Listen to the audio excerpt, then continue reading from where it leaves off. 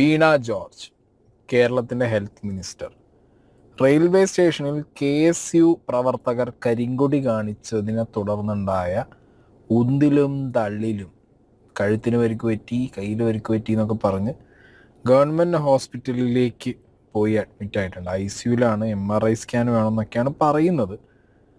ഞാനിവിടെ ഒരു visual play ചെയ്യടേ. ഇത് ഹെൽത്ത് മിനിസ്റ്ററാണ്, കേരളത്തിൻ്റെ ഹെൽത്ത് മിനിസ്റ്റർ ഒരു ഗവൺമെൻറ് ഹോസ്പിറ്റലിൽ ചെന്ന സമയത്ത് അവിടുത്തെ അവസ്ഥ നിങ്ങൾ നോക്ക്.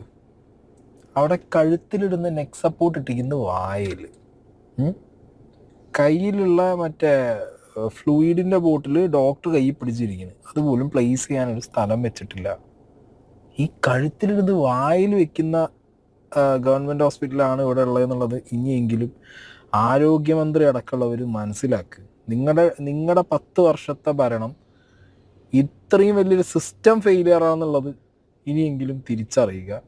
നിങ്ങൾ ഭരിച്ച ഈ ഒരു 5 കൊല്ലം എൻ്റെ മോനെ, ഇതാണ് കഴുത്തിലിടുന്നത് വായിലിടുന്ന രീതിയിലാണ് ഗവൺമെൻറ് സിസ്റ്റം റൺ ചെയ്യുന്നത്. ആരോഗ്യമന്ത്രി പോയി കിടന്നാലും ഇതാണ് അവസ്ഥ.